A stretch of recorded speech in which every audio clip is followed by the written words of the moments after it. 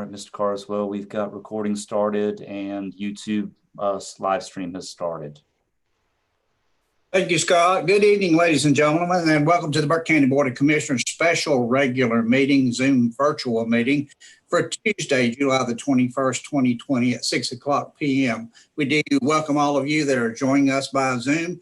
If you are on Zoom, we ask that you mute yourself. Please keep yourself muted, except for those people itself.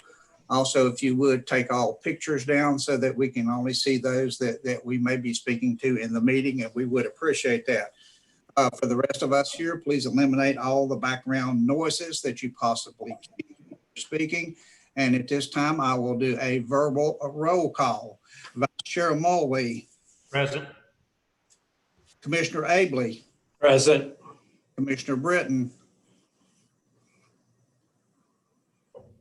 Commissioner Britton. Commissioner Taylor. Commissioner Taylor.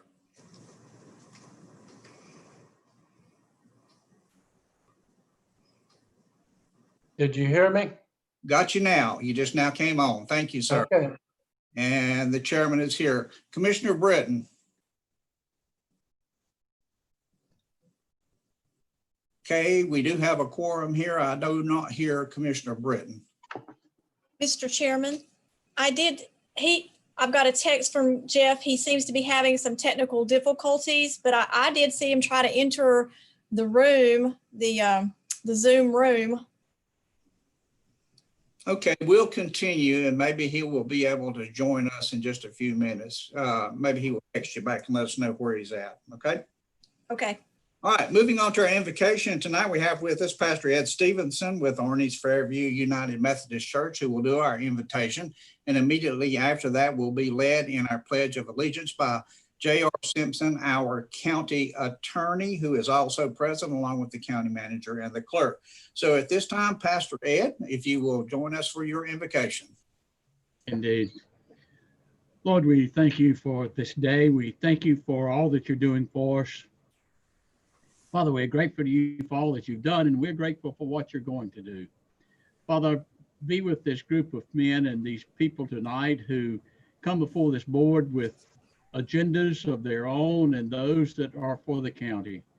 Father, be with each and every one of them. Father, help us to remember and never to forget that our opinions are our opinions and not necessarily the right for all concerned. I have to learn that only a couple of times every day. Father, we thank you for these men, especially the commissioners who do their best, Lord, to lead this county and its politics forward and keep us on an even keel. Father, we are in difficult times as a country. Lord, hear our prayer, heal our land. Be with these men as they go about doing the machinations of the county, and be with all, Lord. Our plea, our prayer is this, that in spite of ourselves, that you watch over us, and that you have your will in each and every one of our lives. We make this plea in the most precious name we know, that of your Son, our Savior, Jesus Christ. Amen. Amen. Thank you, Pastor. All right, JR. Would you please stand with me and repeat the word? Pledge allegiance to the flag of the United States of America and to the republic for which it stands, one nation, under God, indivisible, with liberty and justice for all. Thank you, JR. Moving on to the approval of the agenda. Ladies and gentlemen, you have had this agenda in front of you for several days now, so the chair will entertain a motion to approve. So moved, Mr. Chairman. Wayne Abley. All right, we have a motion from Wayne to approve the agenda. Roll call vote. Vice Mulwee. Yes. Commissioner Taylor. Yes. And the chair votes yes. So that will be 4 of us, okay? Has got on down? Commissioner Britton? Okay, we'll keep moving on until we get him there. All righty. Next item is approval of the meeting minutes. We've had two sets of minutes, one from February the 18th, 2020, our regular meeting, and one from February the 20th, 2020, our special meeting. Chair will entertain a motion. Mr. Chairman, I make a motion, we approve the first one, February 18th. There needs to be corrections to the February 20th. That'll give them time to do the corrections, and we can look at it at next meeting. All right, gentlemen, you've heard Commissioner Taylor's motion. This time I'll do the roll call vote. Vice Chair Mulway, Yes. Commissioner Abley, Yes. Commissioner Britton. All right, and I will vote yes also. Okay, so that does pass 4-0. All right. Moving on to our next item will be presentations for this evening. Our first presentation will be the Pet of the Month, and that's going to be presented by Caitlin Settlemeyer, our Animal Services Director. Hey, Caitlin. Hey, everybody. Thanks so much for having us back down here on Zoom again. So we are going to present our Dog and Cat of the Month for July. This has been a huge opportunity for our pets that we have in our care. Everybody so far has, found a rescue or an adopter. So it's been really great. So I'm going to go ahead, I'm going to share my screen and show you who we have lined up. Oh, never mind, I'm not allowed to. It told me I was disabled. So, can you guys still hear me? Yes. Yes. Scott, am I able to share my screen?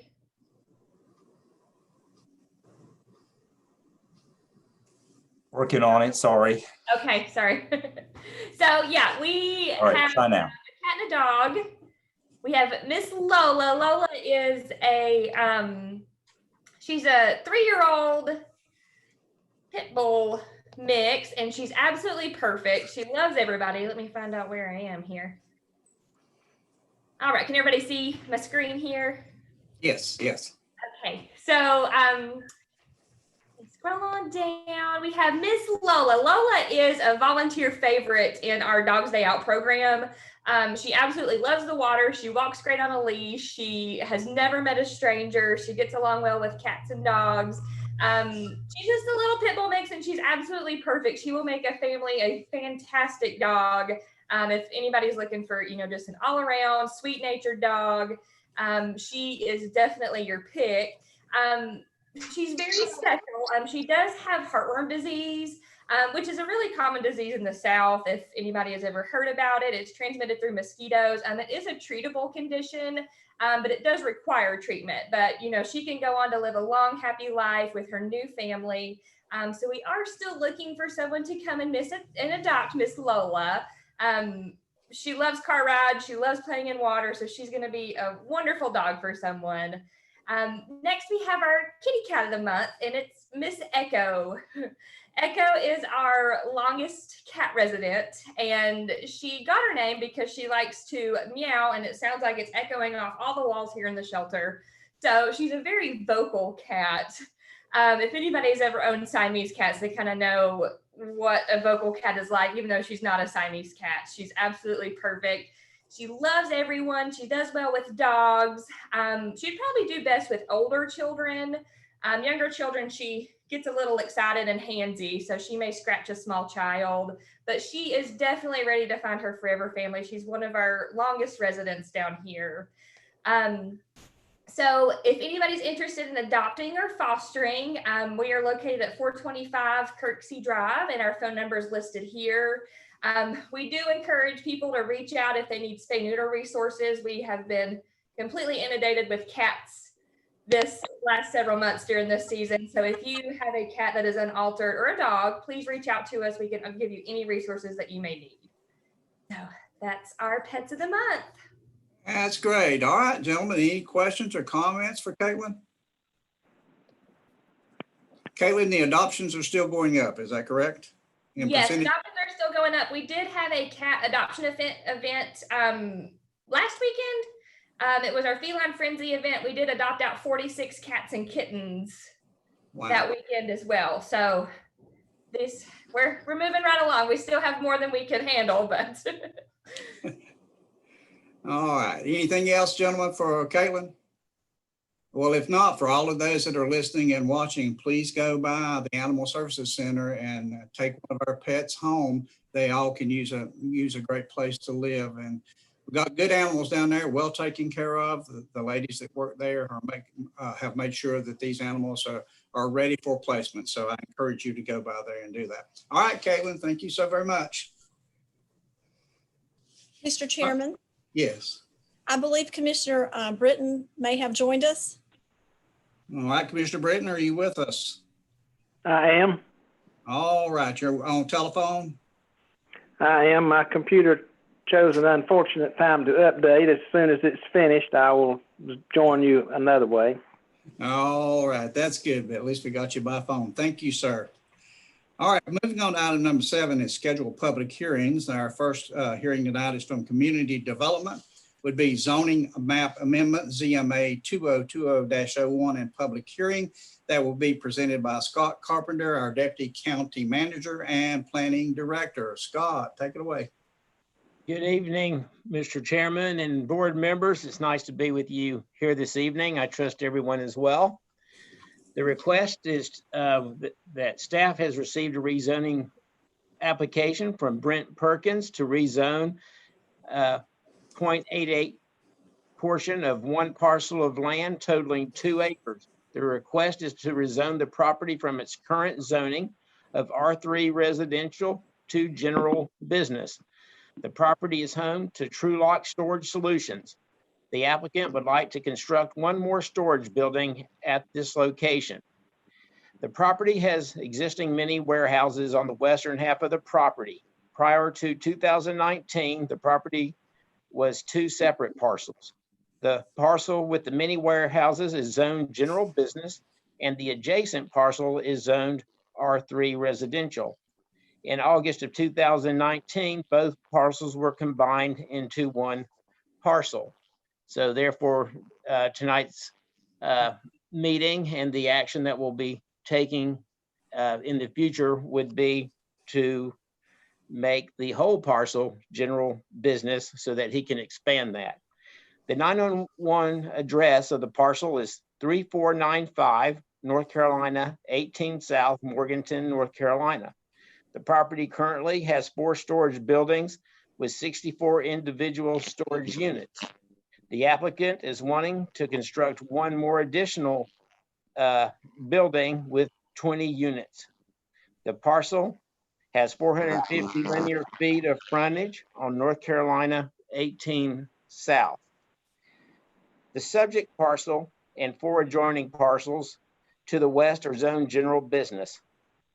The zoning to the north, south, and east is R3 residential. Can you go up to the existing land use? Thank you, Kay. You can see from the existing land use map that a whole lot of the area surrounding the current warehouses is indeed vacant. The other types of land uses, the blue that you see there is actually a fire station, and the yellow is single family residential. The brown and the light brown are single wide and double wide manufactured homes. And if you could go up to the next one for me, Kay, thank you. There's an aerial view of it, and the warehouses, they're there on the left of the red box, and you can see that a lot of the land there is cleared for this. The current warehouses do not have any buffer or anything like that, but when he adds the additional warehouse, that will require a new buffer. As far as conformity with the comprehensive plan, the current land use plan for Burke County is the 2016-2030 Blueprint Burke Strategic Land Use Plan. The parcel is located in the rural agricultural area and just on the fringe of a secondary growth area. Commercial, institutional, and industrial development is expected as needed to support the residential and agricultural nature of this area. Many storage facilities would be considered one of those uses which support residential and other land uses, so we do believe it is in conformity with the comprehensive plan. As far as conformity with the Burke County zoning ordinance, currently the zoning is R3, so that would be residential and residential uses for single family, double wides and mobile homes predominantly. So the requested use would not be in compliance with that. However, the requested rezoning to general business would be an allowed use, and it would just expand an already existing use. And if we could go up, Kay, to the zoning map. Thank you so much. You can see from the zoning map that all of the zoning in the area is R2 and R3 residential. Those are the two basic colors, and the red color is commercial zoning. And this would attach to the right side of that red zoning and would just expand it a little bit. So it's not a spot zone by any means, and the staff has not received any complaints or any calls, and there's never been any calls or complaints about this particular mini warehouse operation that we're aware of. Any proposed commercial development would have to go through the site development plan approval process. And like I stated earlier, that would probably require a buffer for this. As far as the planning board recommendation goes, the Burke County Planning Board met on May 25th, 2020 to hear this rezoning request. There were no citizens to speak. The board voted unanimously 6-0 to recommend approval of rezoning request ZMA 2020-01. There is no budgetary effect with this request. The county manager's recommendation is for approval, and I'm happy to answer any questions that the board may have. All right, gentlemen, you've heard Scott's presentation on this rezoning request. Comments or questions? Mr. Chairman, I got all my questions, but one answered at our pre-agenda. And that question is simply this. Scott, since the last 2 weeks, when we approved it from the pre-agenda to go on the agenda, have you had any opposition register since then? No, sir. Mr. Maynard, we have not heard from any citizens concerned about it. Yeah. That's all I have. Thank you, sir. Thank you. Any other gentlemen. questions or comments? Hearing none at this time, I will open a public hearing. Is there anyone here that wants to speak to this zoning amendment? Mr. Chairman, Yes. I can report that I did not receive any written statements for this public hearing. All right. With that said, I will close the public hearing. And please make note to everyone here to comply with SL 2020-3. This item is scheduled to be heard at an additional special Zoom meeting on July the 23rd, 2020 at 10:00 a.m. If there is anybody that wants to send us a letter, that letter must come to the clerk by 9:00 a.m. on July the 23rd for the special meeting that will begin on July the 23rd at 10:00 a.m. All right. Moving on to our next item will be informal public comments. Madam Clerk. Thank you, Mr. Chairman, members of the board. I have quite a few public comments to read tonight. The first one comes from Diane Gettner, and I hope I'm pronouncing that correctly. She's from Conley Springs and writes, to the Burke County Board of Commissioners, as a lifetime North Carolina resident and a longtime resident of Burke County, I would like to add my voice to those who support the removal of the Confederate statue on Union Square in Morganton. This statute is a reminder of the shameful past, which discredits us all and sends the wrong message to current residents and visitors, as well as potential businesses. I see the choice as one being cleaving to a false narrative of white supremacy and subjugation of other races, and moving forward as equal partners in forming a better future for all people of Burke County. Let's live up to our slogan, Burke County, all about advancing and do the right thing. As a follow-up to her original letter about the Confederate statute, I would like to propose that in the space currently occupied by the statute, a plaque be set up to honor lynching victims David Boone and James Lafayette. Those are the men I know about. The Equal Justice Initiative has a memorial museum in Alabama, and their representatives will work with a local group to place a memorial in the museum, as well as to assist in erecting a memorial here. This would be an important first step in healing the wounds of racial inequality and injustice in our county. A second step would be exercising our First Amendment right to freedom of expression by erecting a bulletin board or a flag along I-40 near the historically inaccurate and often offensive Confederate flags that would attempt to counter the hostile message conveyed by these flags.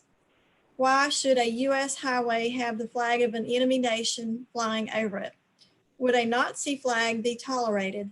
If we lack the authority to order the removal of the flags, surely we can counter them with a welcome message of our own. If I can be of any help in any of the aforementioned efforts, I would be happy to do so. Thank you again, Diane Gettner.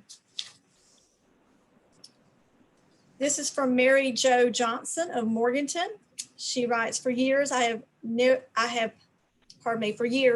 noticed the statue of the Confederate soldier on our old courthouse square. Now, however, it has become a flashpoint, and its presence in that very public spot is a source of tension between citizens. When I became aware of the true history of this and many other similar monuments throughout the South, I understood their power. These were erected during the early 1900s and again in the 1950s and 60s when racial tension was high. The purpose was not to honor ancestors, but to further white supremacy by intimidating Blacks. It is time for the statute to be removed. Mary Jo Johnson. Next is from Leslie Kern of Morganton. Dear County Commissioners, a few minutes ago, I attended a lecture at the Western Piedmont Community College by a sociologist from Appalachian University who was raised among people of Eastern Tennessee who appreciate the Confederate flag to this day. He entered research on the flag and Confederate monuments with this opinion and found the historical record to be different than he expected. There were newspaper pictures of smiling crowds at lynchings waving the flag. There were records that the monuments went up long after the Civil War was over in the time of violent backlash to Black elected officials and African American prosperity. I appreciate there are people who see these items as heritage. The history they celebrate was very short and it disturbs some of us. I was raised in the South in a racist family, and I don't like seeing a giant flag celebrating racism at the margins of my county. Some people report deciding not to shop, eat, or live in Morganton because of the flags. Since they are history, why can't they live in the Burke History Museum? Why can't the middle of our town and I-40 be places where all the citizens of the county can be comfortable? This is a time of discussion and a cry for change. Don't let us down. Sincerely, Leslie Kern, Morganton. Next, the letter is from Anne Moncrief. Dear sirs, Confederate statutes in the public square define the word hoax. My brother died in the Vietnam War. I have an inkling of the grief families feel. These Confederate statues and flags do not honor that grief. They perpetuate a false story, a myth covering the truth of slavery. Respect that truth and remove the statute. Respectfully, Anne Moncrief. Next is from Wallace Moncrief. Dear sirs, I am a 75-year-old white man born and raised in Georgia by good parents. While not engaging in open racism, I have been complicit in all the advantages of being white. Well into my 40s, I was enthralled with Civil War and loved the military exploits of Bobby Lee. Now I see the stars and bars in the same light as the Nazi flag, symbols of hate and oppression. I see now that the real and only reason the South left the Union was to protect the economics of slavery. With sadness, I know that regions of the country that are a part of my heritage made it a mission to keep Blacks in bondage through economics, political control, and terror. It is past time to make amends. It is time to tell the truth. Let's start by making some easy decisions. Take down the statue on the courthouse square. Respectfully, Wallace Moncrief.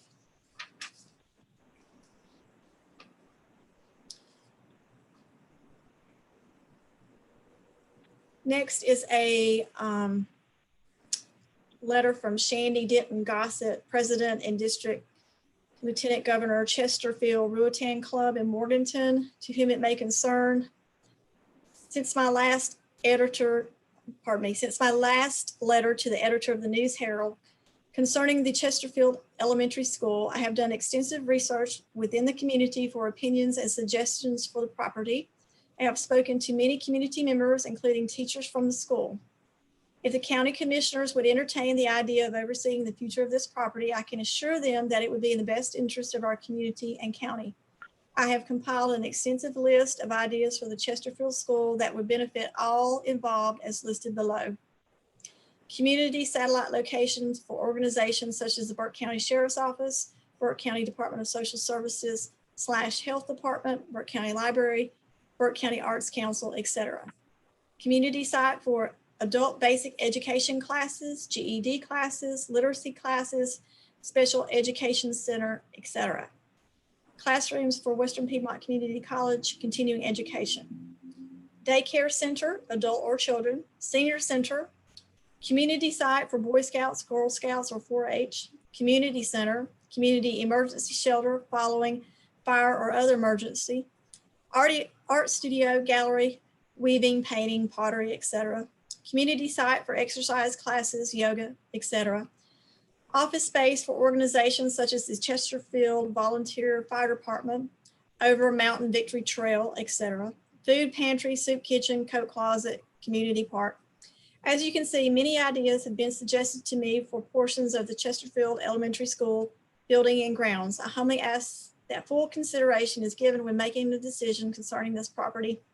Being a longtime community member, I would like to thank you for your time and look forward to a positive outcome. Thank you, Sandy Denton Gossett. Next is a comment from Bryant Lindsay, and he writes, please share these materials with each member of the commission at today's meeting, which you all have these in your box or have already received them. Between now and your pre-agenda meeting on August 4th, we will try to have constructive discussions with the Burke County Board of Education and Superintendent Putnam, as well as County Manager Brian Steen and County Commission, as to the best way to move forward with respect to Chesterfield Elementary School. Any suggestion that Brian, you and Chairman Cars will have in this respect would be gratefully received. Respectfully submitted, Bryant Lindsay. Next is a correspondence from Dorian Palmer. He writes, County Commissioners, first, to read the News Herald article about the $400,000 of COVID-19 relief funds being spent for electronic locks in 2 county buildings were very troubling. I do understand the convenience of these electronic entry systems, but in what way do these constitute using COVID-19 relief funds? So today I ask you this, wouldn't these funds be better utilized elsewhere? Hazard pay for Burke County employees, EMS workers, Burke County public school teachers, and all who are fighting this virus at the forefront would be first on my priority list. More resources for Burke County public school employees to teach both virtual and in-person classes this year would have also been a great way to spend it. I also understand that the money that was given to municipalities through Burke County was based on what said municipalities requested. But if there is so much more allocated for discretionary expenses like electronic entry systems, why weren't they given more to help their small businesses, their employees, or additional spending caused by COVID-19? We are better than this. $400,000 should have gone further than keyless entry systems for 2 buildings. Secondly, is my understanding that you are addressing the petition that Burke County citizens have taken initiative to present. Burke County's motto is all about advancing. So why are we fixated on keeping a statue that represents history in downtown Morganton? No one is asking you to erase the Confederacy and its leaders from the historical record. The history that was created by the Confederate States should and will always be taught, but why do we have to honor this brutal past of America? Not only do Confederate monuments remind many Burke County citizens of the horrific past their ancestors endured, but they also represent a time where America was divided. During these trying times, we should be encouraging unity and togetherness, not focusing our attention on keeping a statute that represents division. Many who want the statute removed are calling for relocation of the statute, not demolition. So why is this something that the Burke County Commissioners are refusing to consider? As Burke County continues to grow and our population becomes more diverse, I ask that we take into consideration the feelings of all demographics that are represented, not just the demographics of those who have a seat on the table. Thank you for your time, Dorian Palmer.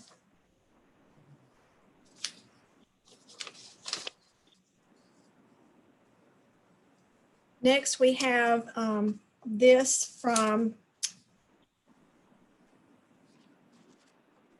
Diane Register of Morganton, and it reads, to the Burke County Commissioners, Mr. Johnny Carswell, Commission Chair, oversized flag and flagpoles in the view shed of Burke County are attracting unfavorable attention, spoiling our vistas, creating a threatening environment for our citizens, and adversely affecting our potential economic growth.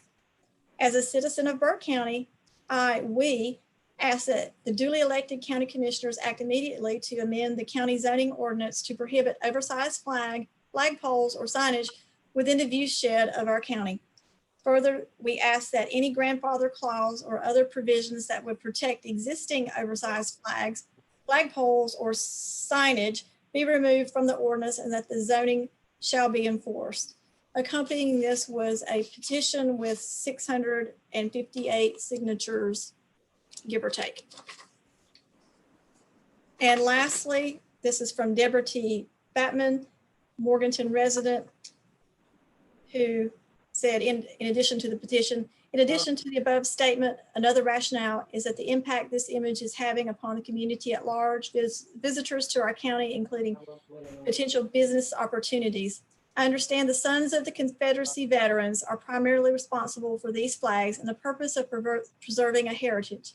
I also know they are on private property. I understand the SOCV have a goal to erect mega flags in all North and South Carolina counties in reaction to the dismantling of any Confederate statues. While I also know SOCV are not considered a hate group, they have become more radicalized in recent years, and the act of erecting these flags appear retaliatory and racist. The Confederate flag is a hostile image and represents hatred to a large portion of our citizenry, whites, blacks, and brown people who drive past these flags every day. They are threatening and create a hostile climate and should not be permitted, just as any other abhorrent image. Sincerely, Deborah T. Batman. That is all the comments I have, Mr. Chairman. Thank you, Kay, and thank you sincerely for the Board of Commissioners to everyone who sent in comments for us during the public comment section. All right, moving on to item number 9 is our consent agenda. At this time, I will ask Brian Steen, County Manager, to present that agenda. Brian? Thank you, Mr. Chairman. You have 7 items on your consent agenda. First, DOC, designation of voting delegate for the NCACC Annual Conference. Number 2, clerk, appointment to the PBHM Board of Directors and CFAC. Number 3, clerk, technical correction to JCPC term, seat number 7. Item 4, community development, resolution to withdraw the Linville Dam Boardwalk and Trail Project from the STBG-DA program. Item 5, general services, solid waste division, Labella Associate Annual Service Contract for fiscal 20. Item 6, Tax Department, Tax Collection Report for June 2020. And item 7, Tax Department Release Refund Report for June 2020. That concludes your consent agenda. Thank you, Brian. Gentlemen, you've heard the report from Brian on the consent agenda. The chair will entertain a motion. Mr. Chairman, this is Maynard Taylor. I make the motion that we approve all 7 items as submitted. All right, gentlemen, you've heard the motion from Commissioner Taylor. We'll do a roll call vote. Vice Chair Mulwee. Bailey. Yes. Commissioner Britton. Yes. And I will also vote yes, Kay, so that will be unanimous on the consent agenda. Moving on to item number 10 is our items for decision. Our first item this evening will be an appointment to the Animal Advisory Board, and that will be presented by Madam Clerk Kay Drone. Kay? Thank you, Mr. Chairman, members of the board, members of the audience. This is a request to make some appointments or reappointments to the Animal Advisory Board. The terms of appointment for Alan Keller, seat number 1, who represents a rescue or foster agency. Amy Burnett, seat number 3, Board of Health member or designee. Jeff Robinson, seat number 5, law enforcement excluding animal control. And Megan Bradley, seat 7, at large pet owner, ends July 31st. Mr. Keller is not seeking reappointment, but Ms. Burnett, Captain Robinson, and Ms. Bradley are. Captain Robinson has missed several meetings because of his law enforcement duties. Ms. Bradley wishes to be considered for seat number 1 as she is affiliated with Hartman's Haven Rescue. There are 2 other applications on file for seat 1, including one from Carla Wallace, who represents Partners for Cats. Partners for Cats did not provide the requested data for the Animal Advisory Board's last quarterly audit, and the term of these appointments is for 2 years. So for seat number 1, you have the following applications on file: Megan Bradley, representing Hartman's Haven; Christina Suttles, Friends for Animals, or Carla Wallace, Partners for Cats. The second part is for seat 3, is to reappoint Amy Burnett for a 2-year term ending July 31st, 2022. The next one is to reappoint Captain Jeff Robinson to seat number 5 for the same term. And there was only one application on file for seat 7, and that would be to appoint Gary McClure to the Animal Advisory Board, seat 7, at-large pet owner, for a 2-year term ending July 31st, 2022. All right, thank you, Kay, for that presentation. Gentlemen, any questions for Kay concerning these appointments? Hearing no questions, well, I want to break this up into 2 motions. Let's start out with seat number 1, since we have some people that are vying for that seat. At this time, I'll entertain a motion for seat number 1. Mr. Chairman, this is Scott Mulwee. I move to appoint Megan Bradley, seat number 1, 501c3 rescue or foster agency, to the Animal Advisory Board for a 2-year term ending July 31st, 2022. Thank you, Mr. Vice Chair. Are there any other nominations for seat number 1?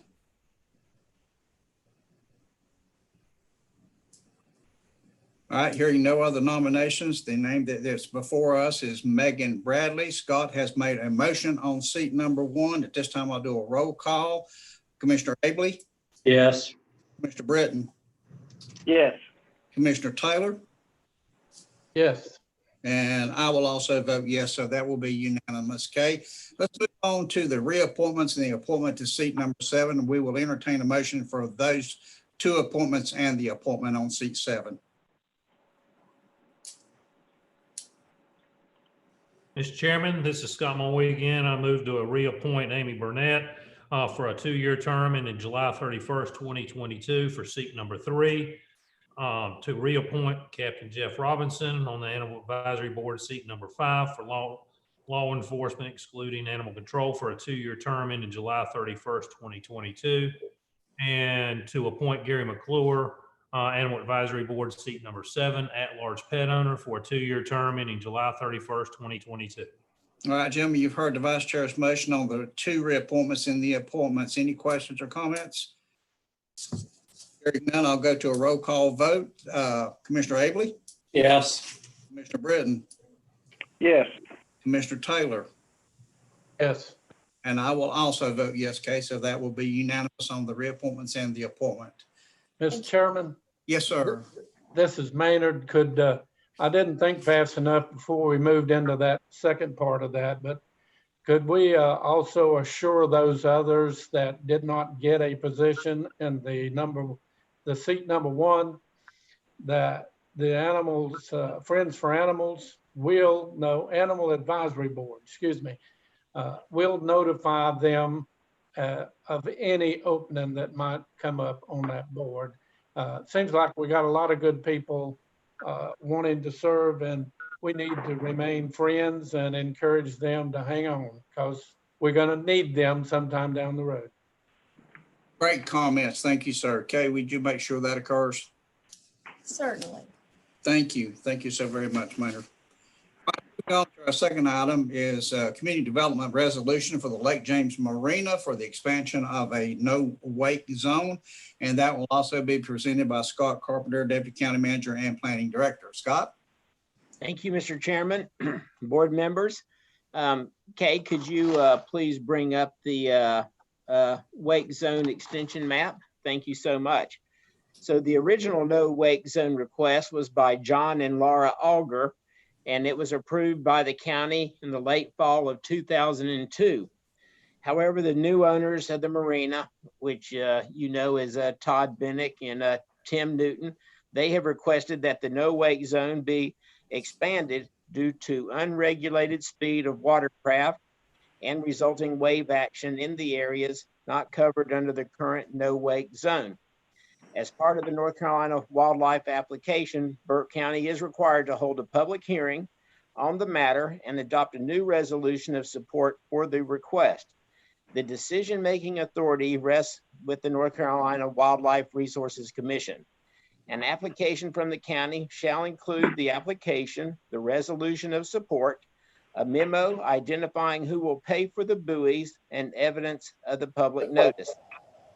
The owners of the Lake James Marina have agreed to pay for the buoys, the chain, and the anchors, as well as the installation of them, which is consistent with past adopted actions by the Board of Commissioners.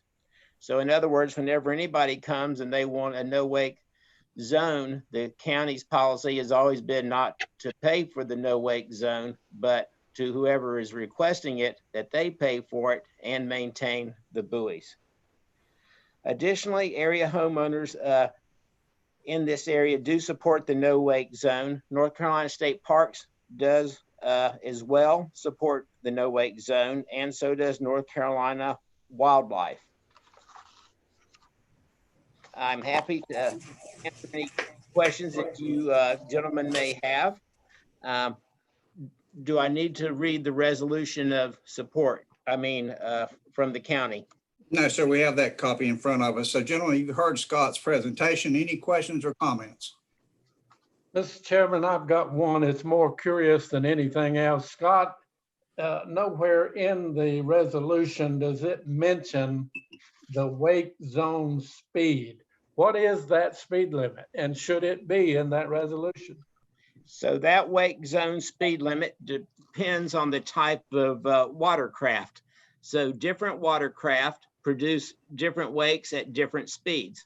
And that's why there is not a one size fits all speed limit there. People who are captains on their boats, they know when they're not creating a wake. Can you give us an idea? If I'm in a fishing boat, what's a wake zone speed? Well, it depends on the type of fishing boat. So if it's a John boat, it might be 10 miles an hour. If you're in a heavy fishing craft that goes into the tournaments, it could be 7 miles an hour. It's not very fast. So basically it's under 10 miles an hour. Generally, yes, sir. All right. You answered my question. Thank you. Any other questions or comments? All right, Scott, I want to go back. I heard public hearing. I've spoken with JR, and I don't believe we're required to have a public hearing on this. Is that correct, Attorney Simpson? I think you're only required to give public notice. Okay. That's correct. All right. So that is out of the way there. All right. Any other questions or comments? From a boater who goes through that area every weekend, along with another commissioner that's with me tonight, I think we both would would sorely say that this is sorely needed. So with that said, the chair will entertain a motion. Mr. Chairman, I move to adopt resolution number 2020-21 and approve agreement. All right, gentlemen, you've heard Commissioner Britton's motion. We'll do a roll call vote. Vice Chair Mulwee, Yes. Commissioner Abley, Yes. Commissioner Taylor, Yes. and yes from me, Kay. That passes unanimously. Thank you so very much. All right, moving on to item number 3 is from Burke Development. It is an interlocal agreement and bid award for a water tank at the Burke Business Park presented by Alan Wood from BDI. Alan?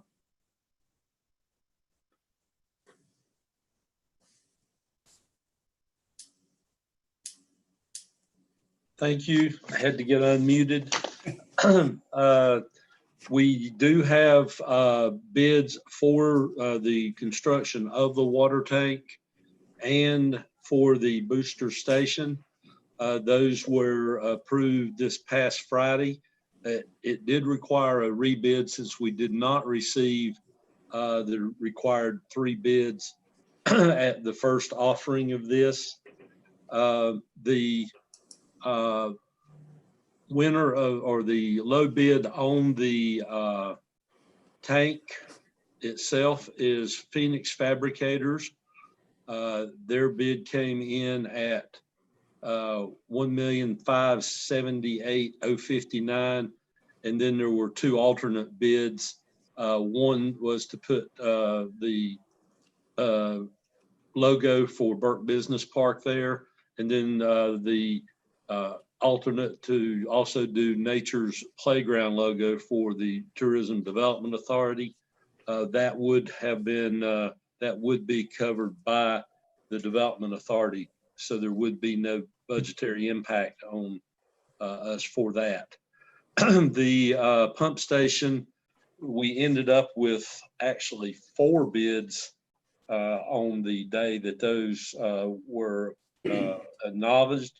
The low bid there was Lock Lane Construction out of Stony Point, North Carolina, at $4,462,273.22. The total projected cost of everything, which includes the construction, design, geotechnical work, all the required work that is done, inspections to be done, and contingency, comes out to $2,322,116.36. That does include $104,240 or 5% of the bid that is set aside for contingency. Just a little more background. We received we have 1.97 million roughly, or 1.29 million, I'm sorry, in grant money from North Carolina Department of Commerce. That requires a 25% bid, 25% match. City of Morganton is covering $75,000 of that required match by payment to West Consultants for their engineering work. There's $223,000 roughly that is in a savings account or a money market account that was set aside for work at the business park. That would be used for match. And then the balance would need to be covered from funds by the county. Roughly $275,000, depending on the contingencies, is what that, when we did the resolution, I think originally that we put up to $400,000. So we did come in below what the maximum was that we had determined. And that does include if we use that contingency. So that should be, by all the numbers we have, that should be the maximum amount that we're looking at. And I think county attorney has been working on the interlocal agreement, so he and Brian would have more information on that than I do. So JR, would you like to give us an update on that? Well, we've been working on this interlocal agreement for a month now, and even as late as this afternoon, we were going back and forth with changes. We now have it in a form that I think Kay sent out around lunchtime, and it puts the county in charge of the project. At the end of the project, the water tank and the pump system will be transferred to the city of Morganton, who will then operate it for the life of the business park. This is a 500,000 gallon tank. It is necessary for fire suppression for any business that would go to the park, and it should cover any requirement for fire suppression that we can foresee for the future. All right, gentlemen, you've heard Alan's presentation along with JR's. Any questions or comments? Mr. Chairman, Scott here, just for clarity, JR, for general information, once we transfer that particular piece to the city, we're held harmless for any liability at that point, I assume, and there will be no upkeep or anything like that as far as on our part. At that point, the city is in charge of operation and maintenance, and we would not have any further liability once we have transferred it to them. Okay, thank you. And Alan, I just want to make a comment. I know you've been working on this project for years, so it's great to see this come to fruition. And so we can move forward at this point. So great work. Thank you. Other comments or questions? Mr. Chairman, I have a couple. The first one is, Alan, I'm probably incorrect on this, but I did a little research and could not find what I was looking for. But in the beginning, I thought this was supposed to be a $1 million tank, not a 500. Oh, you mean, no, 500,000, 500,000 is the size that's needed.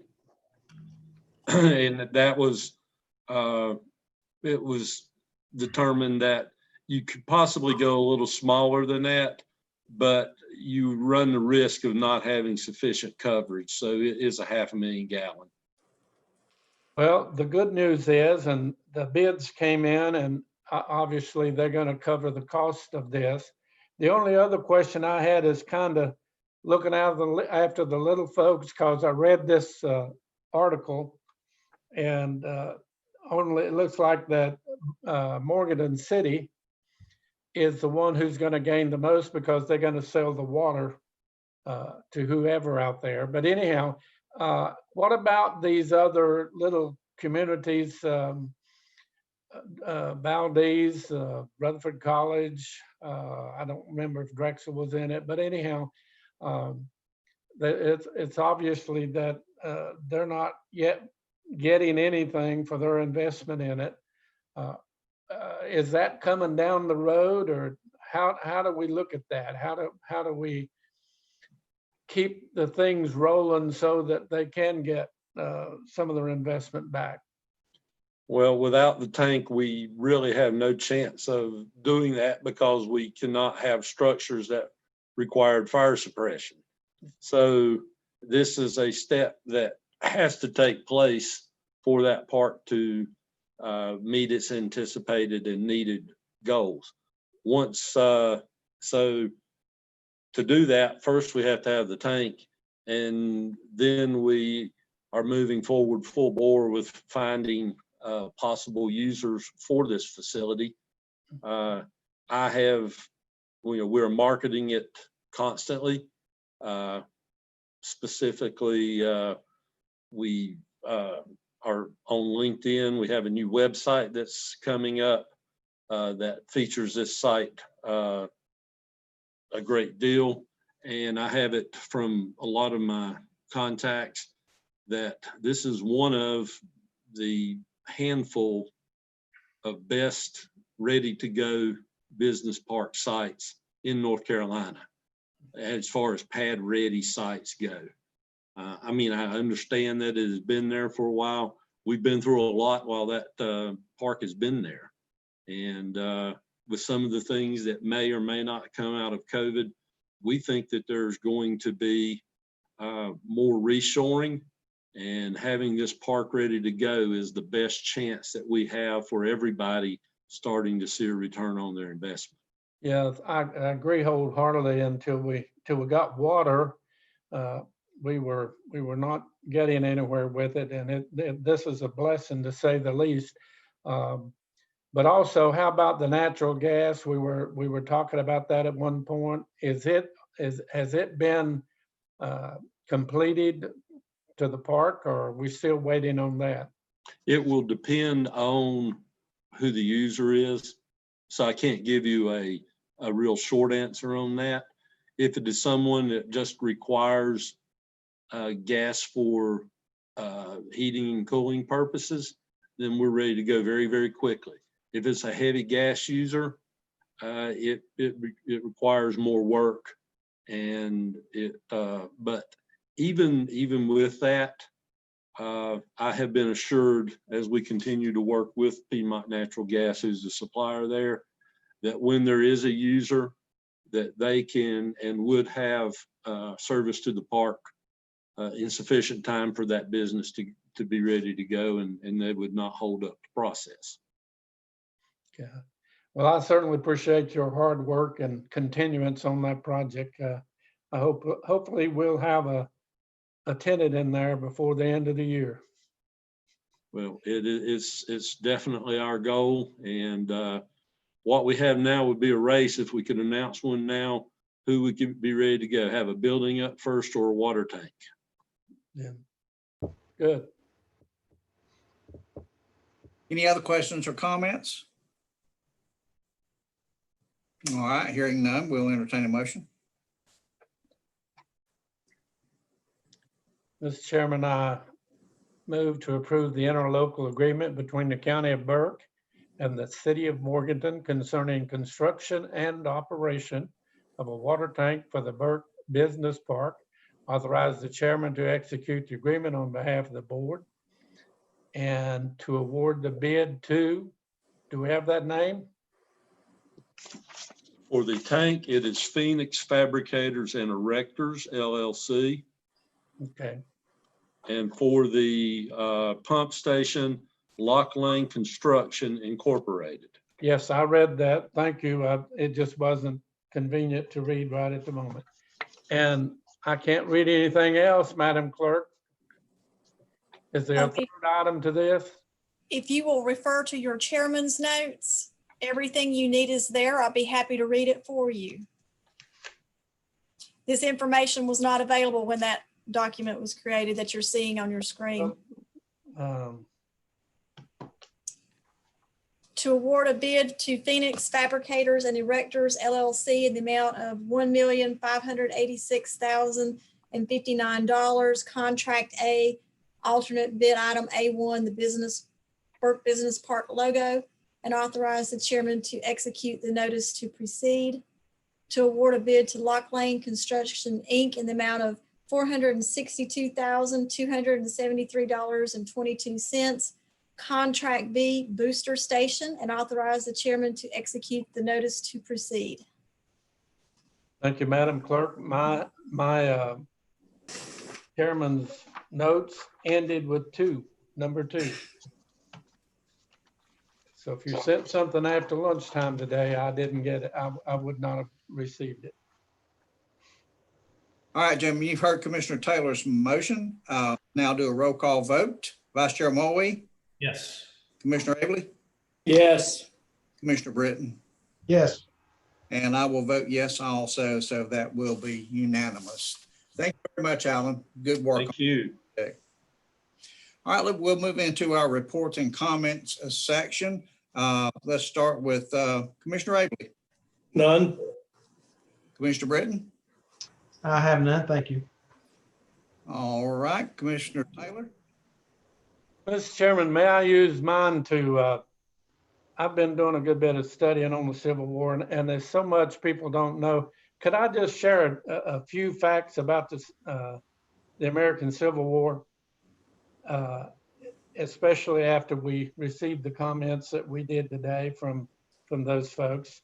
A lot of people do not realize that the Civil War claimed 620,000 American casualties, which is more than all 6 wars combined since then.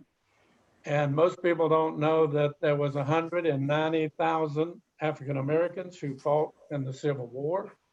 They fought on both sides. 90% of them or better fought on the Union side. If you count some of the new figures that historians are producing, they're saying it's the most costly war, both in lives and material and goods and property. It passes World War II for American citizens. They say 400,000 are missing, which would bring that total to 1 million lives, American lives, by the way, lost in the Civil War. It's interesting to know that of those 190,000 African American casualties, 20,000 of them also died in that war. And that's just to kind of acknowledge that this war affected all of us. And it, in my opinion, it deserves to remain as an important part of our history and our history studies. And I've got more, but I'll end at that and appreciate the opportunity. All right, sir. Any other comments or any other reports from you, sir? All right. Hearing none, we'll move on to Vice Chair. Mr. Chair, just a quick, our reports are already been submitted, but I did want to highlight a couple of things. I talked to Alan. Alan, I'm thinking Alan went down because Alan was on here, but Ed Phillips this morning from TDA, and he sent in his report. Y'all have had a chance to look at it, but to give you kind of an idea of the challenges we had in the last couple of months, the TDA is funded through occupancy tax collections. And so those tax collections were down 41% in March, 70% in April, and 59% in May, year over year, to kind of give you an idea of the situation with COVID. So I will say that's the negative. Positive, they have been trending back upward. There's a lot more rooms getting filled, especially on weekends. And so it is looking up. TDA's run multiple summer campaigns, been really creative to draw more folks from surrounding areas, heavily advertised everywhere from Greenville, South Carolina to Raleigh, North Carolina to Charlotte. So things are picking back up somewhat, and so looking a little more rosy as far as coming into the visitor center. Had a lot of visitors from New England and the Mid-Atlantic region looking to relocate. So, that's positive as well. So we've, foot traffic is picking back up. It's not where it was, but it is getting better. So that's all I had, Mr. Chairman. Thank you, Mr. Vice Chair. Okay, let me do a couple courtesy reminder. Well, let me go back to JR and let's go back to Kay first. Kay, you got anything you want to report? No, I'm good. Thank you. Okay, Mr. County Manager. Yes, sir. I've got some pictures for you. Okay. In response to the COVID virus and the court's operation. Kay, if you can show those. We have a picture of the conference center empty and a conference center in use with a large number of people there for court.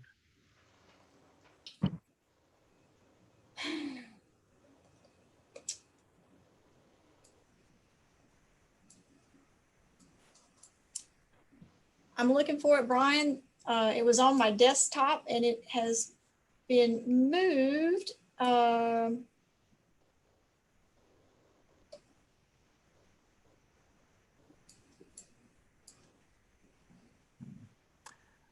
I'll also have a picture of construction work that's underway with the senior center to resolve some issues we have there with water intrusion.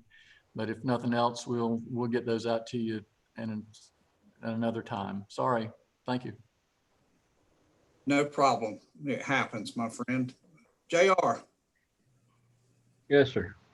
Since the last meeting of the Board of Commissioners on June 16th, I have assisted the chairman in preparation of a third amendment to the COVID-19 state of emergency to allow high-risk activities in the Linville Gorge and Pisgah National Forest and in other areas of Burke County that were previously forbidden by the state of emergency. I've reviewed and approved the 10 contracts with nonprofits for annual grants under the 2021 annual budget. Received the proposed interlocal agreement between Morganton and the county prepared by the city of Morganton. We had a series of meetings between city and county staff where this project was discussed. I prepared the second draft of the interlocal agreement. We had another meeting and a third draft was prepared, which is the draft that you all have signed off on today. I further attended the bid opening for the water tank project that followed the last meeting with city staff. Following investigation, I prepared a notice to council for James Padgett of his violation of the county's order, judgment, and injunction against him, and of our intent to seek to have him held in contempt of court. If you recall, this involves the Barrier Loop property, which was in violation of the county's master zoning ordinance, environmental compliance ordinance, and public nuisance law. I've met with the sheriff and the county manager and the sheriff's executive staff to discuss possible and appropriate uses for the sheriff's drug fund forfeitures. I have reviewed the Sage Security Solutions proposed contract with the county for changes to the county buildings electronic lock systems. I have reviewed a proposed contract between the American Society for Prevention of Cruelty to Animals and the Burke County Animal Services Department for the free spaying and neutering of county shelter animals. And I am currently working to review proposed changes to the county animal ordinance to reflect changes in enforcement from the Burke County Sheriff's Office to the County Animal Services Department. Thank you. Thank you, JR. Mr. Chairman, I have located that folder. I can reshare my screen. Pop them pictures up there. Maybe. Let me find my sharing button. Okay.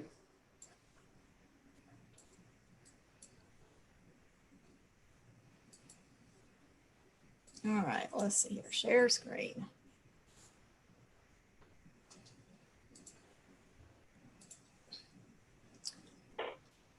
Oh. Okay, can you see that? Go ahead, Brian. Thank you, Mr. Chairman. That's the room set up. It shows the size. We're able to help serve the court system and meets the social distancing requirement. If you go to the next slide, you'll see a session. I was just going to point out that's at the Higher Education Center, Foothills Higher Ed Center. Okay. Next. Can you see it? Yep. I'm looking for the one with people. Well, that's there. You go. And the last picture is the work that started, I think it was early last week down at the senior center to help us resolve some water intrusion problems there at that building. Thank you, ma'am. Mm-hmm. Thank you, Ms. County Manager. Appreciate that so much. Okay. Glad we could be able to help the court system out by providing Foothills Higher Education Center to do some district court work. A couple of reminders. First one is that, again, we'll meet July the 23rd at 10 o'clock for our special Zoom meeting for a project. Also, please, for those of you that are listening and watching us, like us on Facebook. Please don't litter. Let's try to keep Burke County as clean as we can. We're doing a relatively better job now on the 2020 census, but I please want to remind everyone, if you have not completed the census, please go in and do that census. Please, it is important to all of us.